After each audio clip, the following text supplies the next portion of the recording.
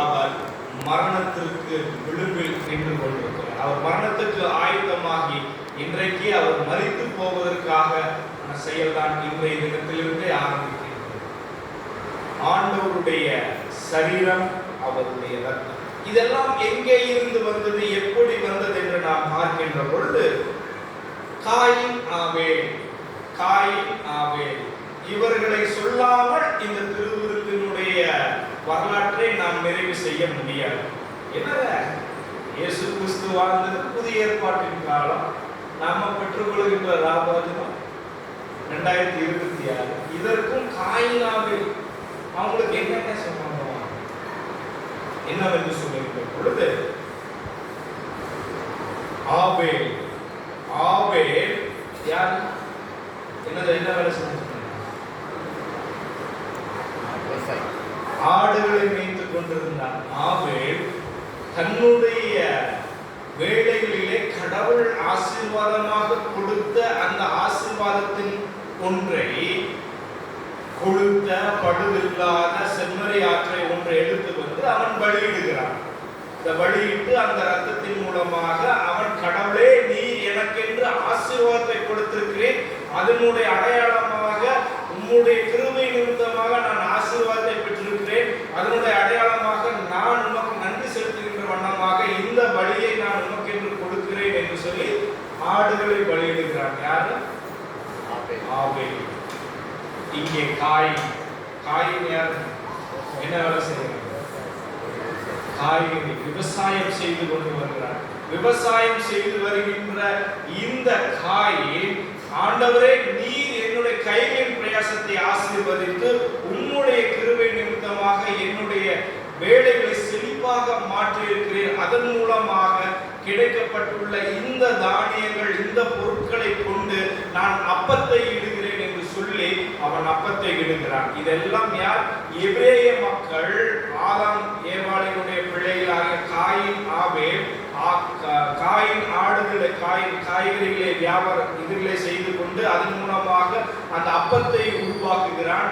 ஆபேல் ஆடுகள் மூலமாக பலிகளிட்டு கடவுளுக்கு நன்றி செலுத்துகிறான். காயின் அவனுடைய பொருட்கள் மூலமாக வருகின்ற பொருட்களை வைத்து அவன் அப்பத்தை உருவாக்கி கடவுளுக்கு பலியிட்டு கடவுளுக்கு நன்றி சொல்லுகிறான். இதெல்லாம் எங்கே செய்கிறார்கள்? இதெல்லாம் கடவுள் எபிரேயர்களுக்கு என்று அவர்களுக்கென்று கொடுத்த அந்த ஆசீர்வாதமான பகுதியான கானான் தேசத்திலே வந்து அவர்கள் தங்களுடைய பலிகளை எல்லாம் விடுகிறார்கள். இது நாளடைவிலே இஸ்ரேல் மக்களுக்குள்ளாக, யூத மக்களுக்குள்ளாக கடவுள் எங்களுடைய நிலைமைகளிலே எங்களை ஆசீர்வதித்திருக்கிறார். நாங்கள் எகிப்திலே அடிமைகளாய் இருந்தோம், எங்களுக்கு என்று வாழ்வாதாரம் இல்லாமல் இருந்தோம், எங்களுக்கு என்று வாழ்க்கை இல்லாமல் இருந்த இந்த சூழ்நிலையிலே கடவுள் எங்களை வழிநடத்தி வந்தார். அடிமைகளாக இருந்த எங்களுக்கு ஒரு சுதந்திரமான ஒரு வாழ்க்கையை கொடுத்திருக்கிறார் என்று சொல்லி யூத மக்களாக, இஸ்ரேல் மக்களாக அவர்கள் பலியிடுகிறார்கள். ஆடையும் அப்பத்தையும் வைத்து கடவுளுக்கென்று நன்றி செலுத்துகிறார்கள். பஸ்கா, புளிப்பில்லாத அப்ப பண்டிகை, அதுதான் நாம் வாசிக்க கேட்ட 13வது அதிகாரத்தினுடைய முதல் வசனம். வாசிங்கள். இயேசு உலகத்தை விட்டு பிதாவினிடத்திற்கு போகும்படியான தம்முடைய வேலை வந்ததென்று அறிந்து தாம் இவ்வுலகத்தில் இருக்கிற தம்முடைய உலகத்தில் அன்பு வைத்தபடியே முடிவு பரியந்தமும் அவரிடத்தில் அன்பு வைத்தார். பஸ்கா பண்டிகை என்றால் புளிப்பில்லாத அப்ப பண்டிகை. ஏன் புளிப்பில்லாத அப்ப பண்டிகை? அவர்கள் தங்களுடைய அடிமைத்தனத்திலிருந்து விடுதலையாகி வருவதற்காக கானான் தேசத்திற்காக வருகின்ற பொழுது மிக வேகமாக படைத்த அந்த பொருட்களை எல்லாம் அது புளிப்பு ஆகுவதற்கு முன்னதாகவே அந்த உணவை உட்கொள்ளுகின்ற அவசரம் விட்டு பின்பாக அந்த குடும்பமாக தாத்தா, பாட்டி, அப்பா, அம்மா, பேர குழந்தைகள் என்று குடும்பமாக எல்லோரும் அந்த இல்லத்திலே அமர்ந்து ஒரு பலியிட்டு அந்த பலியின் மூலமாக ஏற்படுகின்ற அந்த ரத்தத்தை நிலவு காலிலே பூசிவிட்டு குடும்பமாக அங்கே அமர்ந்து புளிப்பில்லாத அப்பத்தையும் திராட்சை ரசத்தையும் அவர்கள் கீரையில் வைத்துவிட்டு அந்த முதலாவதாக திராட்சை ரசத்தை பருகுவார்கள். பருகி முடித்த பின்பாக அந்த குடும்பத்தில் இருக்கின்ற மூத்த மனிதர் எல்டஸ்ட் மேன் அவர் எழுந்து நின்று தன்னுடைய பிள்ளைகளுக்கும் பேர குழந்தைகளுக்கும் சொல்லுவார். என்னன்னு சொல்லுவார்? இதோ நாங்கள் அடிமைகளாக எகிப்திலே அடிமைகளாக இருந்தோம். எங்களுடைய கூக்குரலை ஆண்டவர் கேட்டார். ஆண்டவர் கேட்டு எங்களுடைய கூக்குரலை நிமித்தமாக, ஆண்டவருடைய கிருபை நிமித்தமாக எங்களுடைய அடிமைத்தனத்திலிருந்து இப்படியாக அவர் எங்களை வழிநடத்தி வந்தார் என்கின்ற காரியத்தை எல்லாம் சொல்லிவிட்டு இரண்டாவதாக மீண்டும் அந்த திராட்சரசத்தை பருகுவார்கள். பருகிவிட்டு ஆண்டவருடைய செயல்பாடுகள் தங்களுடைய குடும்பத்திற்கு அவர்களுடைய வழிநடத்தல் எப்படியெல்லாம் தன்னுடைய பிள்ளைகளுக்கு சொல்லிவிட்டு மூன்றாவது முறை அவர்கள் பருகின்ற பொழுது தங்கள் வீட்டில் இருக்கின்ற சிறு குழந்தைகளை வீட்டுக்கு வெளியே சென்று எலியா இருக்கிறாரா என்று பாருங்கள் என்று சொல்லி அனுப்பிவிடுவார்கள். அப்ப அந்த சிறு பிள்ளைகள் வெளியே சென்று எலியா இருக்கிறாரா என்று பார்ப்பார். ஏன் எலியா? ஏனென்றால் மெஸ்ஸியா என்று சொல்லுகின்ற மேசியா வருவதற்கு முன்பாக யார் வர வேண்டும்? எலியா. மேசியா வரதுக்கு மேசியா வரா என்று சொல்ல வேண்டும் என்றால் மேசியா வரதுக்கு முன்னாடி எலியா வரணும். அப்ப எலியா வந்துட்டாங்கன்னு போய் வீட்டுக்கு வெளியில போய் பாருன்னு சொல்லும்போது சிறு பிள்ளைகள் எல்லாம் வெளியே சென்று அங்கே பார்ப்பார்கள். பார்த்தா இல்ல, எலியா வரல அப்படி சொல்லிவிட்டு மீண்டுமாக அவர்கள் அப்பொழுது அங்கே இருக்கின்ற அந்த அப்பத்தை எல்லாம் இங்கும் அங்குமாக ஒழித்து விட்டு விடுவார்கள். அப்பதான் அந்த சிறு பிள்ளைகள் போய் அந்த அப்பத்தை எல்லாம் எடுத்து வந்து மீண்டும் அந்த அப்பத்தை சாப்பிட்டு மீண்டுமாக நான்காவது முறை அந்த திராட்சரசத்தை பருகிவிட்டு அவருடைய பஸ்கா பண்டிகையை அவர்கள் நிறைவு செய்வார்கள். எதற்காக சொல்லுகிறேன் என்றால், இன்றைக்கு நாம் செய்கின்ற செயல் எப்படிப்பட்டதா இருக்கு? ஒவ்வொரு இன்றைக்கு நாம் திருவிருந்திலே பங்கு பெறுகிறோம். ஆண்டவர் இன்றைக்கு நாம் எல்லோருமே நல்ல ஒரு ஆடை அணிந்து அமர்ந்து கொண்டிருக்கிறோம். கருதுறாங்க. செருப்புடம் யாராவது வந்திருக்கிறோம்ப்பா? கையில வாட்ச் இல்லாம வாட்ச் கட்டுற பழக்கையில் அது வேற விஷயம். வாட்ச் இருக்குதா?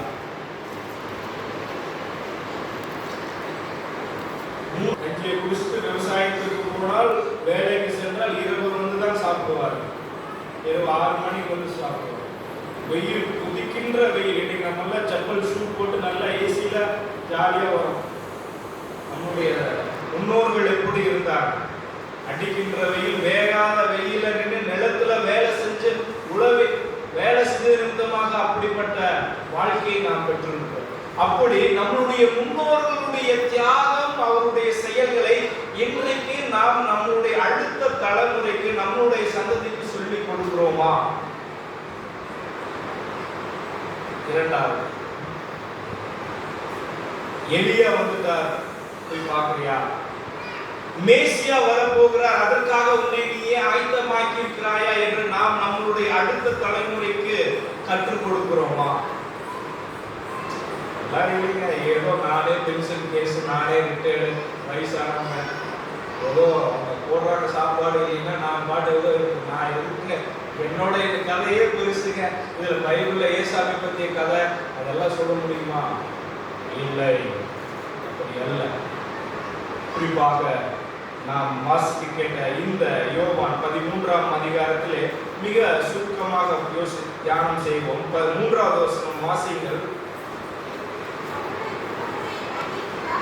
தம்முடைய கையில் பிதா எல்லாவற்றையும் ஒப்புக் கொடுத்தார் என்பதையும், தாம் தேவனிடத்தில் இருந்து வந்ததையும் தேவனிடத்தில் போகிறதையும் இயேசு அறிந்து, he knows what will happen. Lord Jesus knows. It is prepared, already it is written. ஏற்கனவே அறிந்திருக்கின்ற ஒரு செயல். ஆகையால் தான் அவர் சிலுவையிலே சொல்லுகிறார், பிதாவே உம்முடைய கரங்களில் என்னுடைய ஆவியை நான் ஒப்புக் கொடுக்கிறேன். No one has, நானாகவே என்னையாகவே நான் ஜீவ பலியாக ஒப்புக் கொடுக்கிறேன் என்று he knows. He is preparing his disciples. ஆண்டவராகிய இயேசு கிறிஸ்து தன்னுடைய சீஷர்களுக்கு என்று அதை ஒப்புக் கொடுக்கிறார். குறிப்பாய் சொல்ல வேண்டும் என்றால், இதே பகுதி மார்க்குவின் நற்செய்தி 14ஆம் அதிகாரத்தில் பார்க்கின்ற வீட்டு அறையிலே அவர்கள் கூடுகிறார்கள், சீஷர்கள் கூடுகிறார்கள்.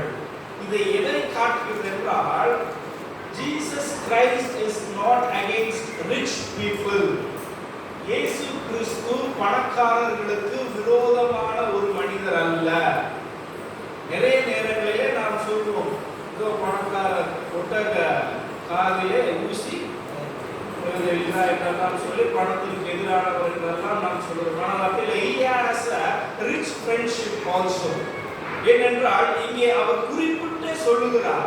எப்படியாக என்றால், அவர்கள் வாழ்கின்ற அந்த பகுதியிலே இல்லத்தை யூதர்கள் எல்லோரும் வைத்திருப்பார்கள். அதுவும் ஒரு மேல் வீட்டு அறை என்பது நிச்சயமாக ஒரு பொருளாதாரத்திலே வசதி படைத்த ஒரு மனிதனாகத்தான் அப்படிப்பட்ட ஒரு இல்லத்தை கட்டி அமைக்க முடியும். அப்படிப்பட்ட அந்த இல்லத்திற்குள்ளாக கடவுள் சொல்லுகிறார். குறிப்பாக மார்க் 6ஆம் அதிகாரம் 11வது வசனத்தில் பார்க்கின்ற பொழுது, அவரை அப்பத்தை அந்த பகுதியிலே வாசிக்கின்ற பொழுது, அங்கே மார்க் 6ஆம் அதிகாரம் 11வது வசனம் வாசிக்கிறோம்.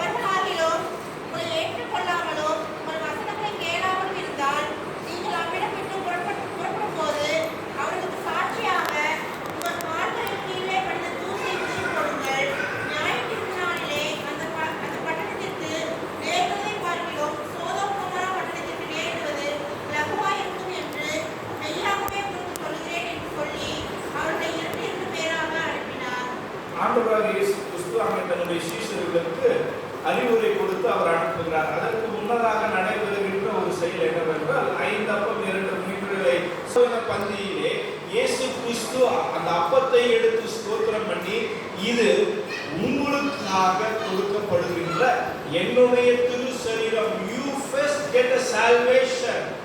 நீங்கள் முதலாவதாக இயேசு கிறிஸ்துவினுடைய ரட்சிப்பின் அனுபவத்தையும் அவருடைய கிருபையையும் பெற்றுக் கொள்ளுங்கள் என்று சொல்லுகிறார்.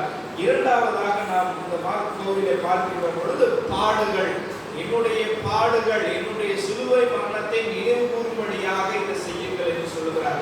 இதையும் கூட அவர் ஏற்கனவே செய்திருக்கிறார். எப்படி என்றால், செபதேயின் குமாரனாக யாக்கோபும் யோவானும் வந்து, ஆண்டவரே உங்களுடைய வலது பரிசிலும் இடது பரிசிலும் எங்களில் ஒருவருக்கு அமர்வதற்கு இடம் கொடுங்கள், அப்படிப்பட்ட ஒரு அதிகாரத்தை கொடுங்கள் என்று சொல்லுகின்ற பொழுது அவர் சொல்லுகிறார், இது பாடுகள் நிறைந்த ஒரு சூழ்நிலை.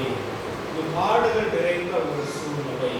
இந்த பாடுகள் என்பது இயேசு கிறிஸ்துவினுடைய சிலுவை பாடு, அவருடைய தியாகம், அவருடைய ஆதரவு. அப்படிப்பட்ட அந்த காலகட்டத்திலிருந்து இன்றைக்கு நாம் நவீனமயமாக்கப்பட்ட காலத்திற்குள்ளாக வருகிறோம். இந்த திருவிருந்தை நாம் எப்படி பங்கு வருகிறோம், அதை எப்படி ஏற்றுக்கொள்கிறோம் என்றால், அநேக நேரங்களிலே அதுதான் நாம் 1 கொரிந்தியர் 11ஆம் அதிகாரத்திலே வாசிக்கிறோம். எவனாவது அசட்டையாக அந்த திருவிருந்திலே பங்கு பெற்றால், 1 கொரிந்தியர் 11ஆம் அதிகாரம் வாசிக்கிறோம்.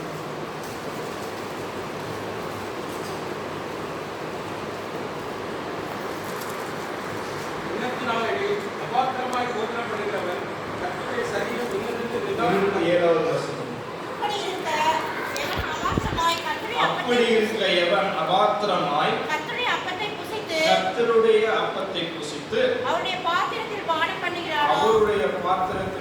பண்ணுகிறவனோ, அவன் கர்த்தருடைய சரீரத்தையும் இரத்தத்தையும் குறித்து குற்றம் உள்ளவனாய் இருப்பான். இந்த பாத்திரத்தில் பானம் பண்ணும் போதெல்லாம் கர்த்தர் வரும் அளவும் அவருடைய மரணத்தை தெரிவிக்கிறீர்கள். அந்த விசுவாச வாழ்விலே நாம் நிலைத்திருக்க வேண்டும். ஏதோ இன்னைக்கு நான் திருவிருந்தில் பங்கு பெற்று விட்டால் எனக்கு நன்மை உண்டாகும் என்கின்ற அர்த்தம் அல்ல. அவர் திரும்ப வரும் அளவு ரிமெம்பர் என்பது ரீமெம்பரிங், மீண்டுமாக இயேசுடைய சமூகத்திலே ஒரு உறுப்பினராக நம்மை மாற்றிக்கொள்வதற்கான ஒரு வாய்ப்பு. இன்றைக்கு கடவுள் உங்களுக்கும் எனக்கும் ஒரு ஜீவனை கொடுத்திருக்கிறார்.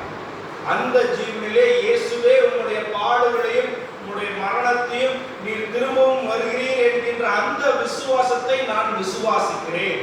உம்முடைய வருகைக்காக காத்து கொண்டிருக்கிறேன், உம்முடைய பாடுகளுக்கு நான் என்னை முழுமையாக என்னை ஒப்புவிக்கிறேன் என்கின்றதுக்கு அடையாளமாகத்தான் நாம் திருவிருந்திலே பங்கு பெற வேண்டும்.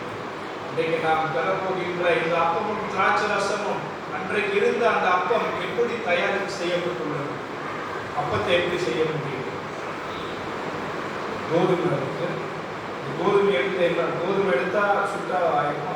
கோதுமை எடுத்து அதை என்ன பண்ணுங்க, உலக்கையில போட்டு குத்தணும். குத்தி அதை எடுத்து சல்லடையாக்கணும். சல்லடையாக்கி அதன் பின்பாக வருகின்ற மாவை சுட்டெடுக்கின்ற சூரியன் கீழாக வைத்து, சொல்லுங்க, மாவு அரைச்சிருக்கீங்களா? இல்லை எல்லாம் அன்னப்பூர்ணா பேக்கெட் மாவு தான். ரேஷன்ல ஏதாவது கோதுமை வாங்கியிருக்கீங்களா? நீங்க ரேஷன்ல எப்போ போனாலும் சர்க்கரை இல்லை, மாமா இல்லை, எப்போ கேட்டாலும் கேட்டு இருக்கு, சர்க்கரை ஒன்று தாங்க இருக்கு. நாங்கள் ஆல்ரெடி உடம்புல சர்க்கரை இருக்குது, ரேஷன்லேயும் சர்க்கரை. கோதுமையெல்லாம் பார்த்து பல வருஷம் ஆச்சுங்க. ரேஷன்ல கோதுமையை வாங்கி அதை வெயிலில் காய வைத்து அதை எடுத்து அரைத்து பின்பாக அதை சல்லடையில் மீண்டுமாக வெயிலில் காய வைத்து அதன் பின்பாக அரைத்து அதன் பின்பாக வருகின்ற அந்த மாவை தண்ணி எண்ணெயெல்லாம் ஊற்றி பிசைந்து அதன் மீது சுட்டெரிக்கின்ற அந்த தீயின் மீது இட்டுதான் அப்பத்தை உருவாக்க முடியும். அதே போல திராட்சை ரசம் அப்படியே மரத்துல இருந்து திராட்சை எடுத்துன்னு பருக முடியாது. அந்த திராட்சையை எடுத்து அதை ஊற வைத்து அதை கால்களால் மிதித்து அதன் பின்பாகத்தான் அதனுடைய சாறை எடுத்து அதை வடிகட்டி அந்த சாறை எடுத்து அது ஒரு ரசமாக, திராட்சை ரசமாக மாறும். இது எதற்கான ஒரு அடையாளம் என்றால், கிறிஸ்தவ வாழ்வு என்பது வெறும் ஏதோ ஆசீர்வாதத்துக்கு உண்டான ஒரு செயல் அல்ல. திருவிருந்தில் பங்கு பெற்றால் நமக்கு ஆசீர்வாதம் கிடைத்துவிடும், திருவிருந்தில் பங்கு பெற்றால் நாம் ஜெபிக்கின்ற காரியங்கள் எல்லாம் நடந்துவிடும் என்று எல்லாம் நாம் எண்ணிக்கொண்டிருந்தால் அது அப்படி அல்ல. திருவிருந்தில் பங்கு பெறுகின்ற பொழுது, ஆண்டவரே நீர் எப்படி இந்த பூமியிலே ராஜாவாகிய உம்மை காரி துப்பி உமிழ்ந்தார்களோ, உம்மை கேவலப்படுத்தினார்களோ, உம்முடைய ஆடைகளை கிழித்து உம்மை அவமானப்படுத்தினார்களோ, உம்மை எப்படி அடித்து உம்முடைய தோள்களை கிழித்து உம்முடைய ரத்தத்தை சிந்த விட்டு உம்மை சிலுவையில் தொங்க விட்டு மறித்து அடக்கம் பண்ணப்படும்படியாக சூழ்நிலைக்குள்ளாக நீர் சென்றீரோ, அப்படிப்பட்ட அந்த பாடுக்கும் அந்த மரணத்திற்கும் என்னை நான் ஒப்புவிக்கிறேன். இந்த திராட்சை ரசம் இந்த அப்பத்தின் மூலமாக இந்த பந்தியில் சேர்கின்ற பொழுது நானும் உம்முடைய பாடுகள், உம்முடைய சிலுவையை தூக்க என்னை நானே ஆயத்தமாக்குகிறேன், உம்முடைய வருகைக்காக நான் காத்து கொண்டிருக்கிறேன் என்பதற்கு அடையாளமாகத்தான் நாம் இந்த திருவிருந்திலே பங்கு பெறுகிறோம். கிறிஸ்துவர்களாகிய உங்களுக்கு நான் சொல்ல வேண்டியது இது கடமை. உங்களுக்கு பாடுகள் ஏற்படும், உங்களுக்கு துன்பங்கள் ஏற்படும், பிரச்சனைகள் ஏற்படும், உங்களை அடிப்பார்கள், காலிலே போட்டு மிதிப்பார்கள், நீங்கள் செய்கின்ற வேளையிலே பிரச்சனைகள் வரும், ஒன்றும் இல்லாத ஒரு சூழ்நிலையிலே உங்களுக்கு தொந்தரவுகளை ஏற்படுத்துவார்கள், காலிலே போட்டு மிதிப்பார்கள், கேவலமாக பேசுவார்கள், காரி துப்பார்கள், எரிகின்ற நெருப்புகளை போட்டு விதக்குவதை போல உங்களை விதக்குவார்கள். ஆனாலும் கவலைப்படாதீர்கள். இந்த திராட்சை ரசம் ஆண்டவராகிய இயேசு கிறிஸ்துவின் திரு சரீரத்தின் இரத்தத்தை பெற்றுக் கொள்கின்ற பொழுது அவர் எப்படி அந்த பாடுகளின் நிமித்தமாக மரணத்தை ஜெயித்தாரோ, அப்படிப்பட்ட ஒரு ஜெயம் ஆண்டவராகிய இயேசு கிறிஸ்து நமக்கு தர வல்லவராக. இந்த யாகுல தியானம் என்பது மிக முக்கியமாக நாம் கருத வேண்டிய ஒன்றை என்பதுதான். ஆண்டவராகிய இயேசு கிறிஸ்து கற்பித்த அந்த போதனைகள் நமக்குள்ளாக இருக்கிறது. பிரச்சனைகள் வருகின்ற பொழுது, துன்பங்கள் வருகின்ற பொழுது, கஷ்டமான ஒரு சூழ்நிலையிலே நாம் யூதாசை போல மறுதளிக்கிறோமா அல்லது இயேசுவோடு பயணிக்கிறோமா? யூதாசை பற்றி பேச வேண்டும் என்றால் நாள் பத்தாது, நேரம் பத்தாது, அதுக்கெல்லாம் ஈஸ்டே வந்து ஆண்டவராகிய இயேசு கிறிஸ்து நமக்கு ஒரு முன்மாதிரியான ஒரு வாழ்வை வாழ்ந்தார். அவர் தன்னுடைய ஆடைகளை கழுவி சீஷருடைய கால்களை கழுவினார். He is the King of Kings. ராஜாவுக்கெல்லாம் ராஜா, சகலத்தையும் படைத்த சர்வ வல்லமை உள்ள தேவன் எப்படியாக தன்னுடைய ஆடைகளை கழுவி சீஷருடைய கால்களை கழுவினார். அது என்னவென்றால் தாழ்மை. கிறிஸ்துவர்களாகிய நமக்கு அவர் கற்றுக் கொடுக்கின்ற மிக முக்கியமான ஒரு பாடம் தாழ்மை. இன்றைக்கு நான் யார் தெரியுமா? நான் எந்த ஊரை சார்ந்தவன் தெரியுமா? என் படிப்பு என்ன? நான் எங்கிருந்து வந்தவன்? என்னுடைய அப்பா யார் தெரியுமா? என்னுடைய அம்மா யார் தெரியுமா? என்னுடைய குடும்பம் எல்லாம் எதுவும் தெரியாது. கடவுள் நினைத்தல் எல்லாவற்றையும் ஒரே நாளிலே மாற்றிவிடுவோம். தாழ்மை. எப்படி லேவியராகமம் 16ஆம் அதிகாரத்திலே பார்க்கின்ற பொழுது ஆரோன் தன்னுடைய ஆடைகளை கழற்றி விட்டு அவன் தன்னை சுத்தப்படுத்திக் கொண்டு மீண்டும் அந்த ஆலயத்திற்குள்ளாக சென்று அந்த ஆலயங்களை எல்லாம் சுத்தம் செய்தார் என்று லேவியராகமத்தில் சொல்லுகின்ற வண்ணமாக இங்கே ஆண்டவராகிய இயேசு கிறிஸ்து தன்னுடைய ஆடைகளை கழற்றி தன்னுடைய சீஷருடைய கால்களை கழுவுகிறார். அப்படிப்பட்ட ஒரு ராஜா ஆசீர்வதித்து நான் திரும்ப வரும் அளவும் நீங்கள் இதை நினைவு கூறுங்கள் என்று சொல்லுங்கள். 2026ஆம் ஆண்டு இன்னைக்கு ராத்திரி ஒரு 12:30 மணிக்கு இயேசு கிறிஸ்து மீண்டும் வர 12 மணிக்கு வெளியே வர கபாத்திரமான நிலையை உணர்ந்தவர்களாக நாம் பங்கு பெற வேண்டாம். ஒரு மனைவியில் சண்டை போட்டு வந்தீங்களா, சமாதானப்படுத்திட்டு சாரி சொல்லிட்டு பங்கு சொல்லி இப்போ சொல்ல முடியாதுன்னு சர்ச்சை ஆரம்பிச்சிட்டீங்க, பரவாயில்ல, வீட்டுக்கு போய் சமாதானப்படுத்து. உங்க பக்கத்து வீட்டுக்காரங்கள ஒரு கூட எக்ஸ்ட்ரா தண்ணி பிடிச்சதுக்காக சண்டை போட்டு வந்துட்டீங்களா, பரவாயில்லை, திருவிருந்து எடுத்து விட்டு நாளை போய் அவர்களிடத்தில் அன்பாக பேசுங்க. கடைக்காரர் என்ன 2 ரூபாய் கேட்ட கேள்வி கேட்டதுக்கு தரமாட்டேன்னு திட்டாரு, அதனால அந்த கடைக்கு போகவே மாட்டாங்க. இல்லை, பரவாயில்லை, மன்னித்து. நம் கண் முன்னாக இருக்கின்ற சகோதர சகோதரிடத்தில் நாம் அன்பாக இருக்க வேண்டும். ஆண்டவராகிய இயேசு கிறிஸ்து நமக்காக தன்னுடைய ஜீவ பலியை, தன்னுடைய உயிரை தியாகமாக கொடுத்து அவருடைய அந்த பலி நிமித்தமாக மீண்டும் நமக்கு ஒரு புதிய வாழ்க்கையை கொடுத்திருக்கிறார். நமக்கு ஒரு கஷ்டம்னா பக்கத்தில் இருக்கிறவங்க ஒரு 5 ரூபாய் கேட்டால் தருவாங்க, 1000 ரூபாய் கேட்டால் தருவாங்க, 5 லட்சம் கேட்டுப்பாங்க. யாருமே நீங்க மனிதர்களுடைய இயல்பு அதுதான். அதுதான் கேளுன்னு சொல்றார், மனிதர்களுடைய இயல்பு அதுதான். ஆனால் கடவுள் நமக்காக தன்னுடைய ஜீவனையை கொடுத்திருக்கிறார். அப்படி என்றால் அந்த அளவு அன்பு எவ்வளவு பெரிய, அந்த அன்புக்கு பாத்திரனா இருக்கிறேன். ஆண்டவரே, உன்னுடைய மேசியின் கீழின் துணிக்கைகளை பொறுக்கிக் கொள்வது கூட நான் பாத்திரன் அல்ல. என்னை உன்னுடைய கிருபையை நிமித்தமாக from the mercy of your feet, உன்னுடைய பாதத்தில் இருந்து வருகின்ற அந்த கிருபை நிமித்தமாக இப்பொழுது இந்த திருவிருந்திலே பங்கு பெறுகிறேன். இந்த திருவிருந்திலே பங்கு பெறுகின்ற பொழுது எனக்கு நிச்சயமாக தெரியும், எனக்கு பாடு உண்டு, எனக்கு சிலுவை உண்டு, எனக்கு அவமானம் உண்டு, எனக்கு கண்ணீர் உண்டு, எனக்கு வேதனை உண்டு, என்னை கேலி செய்வார்கள், எனக்கு நஷ்டம் ஏற்படும், எல்லாம் எனக்கு தெரியும். தெரிந்தும் நீர் வருவீர், வந்து என்னை விடுவிப்பீர், என்னை பாதுகாப்பீர் என்கின்ற அந்த இறை நம்பிக்கையுடனே உங்களுடைய பந்தியில் சேருகிறேன் என்று நாம் அவருடைய சமூகத்தை நாடினோம் என்றால் கடவுள் நிச்சயமாக நம்மை வழிநடத்தி நம்மை பலப்படுத்துவதாக ஜெபம் செய்வோம். அன்புடைய நல்ல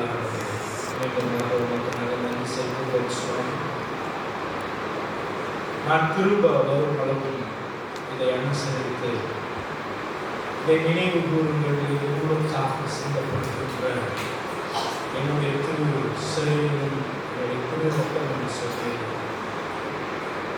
எங்கள் மீது வைத்த அந்த அளவில்லாத அன்புக்காக நாங்கள் நன்றி செலுத்துகிறோம் சொல்கிறோம்.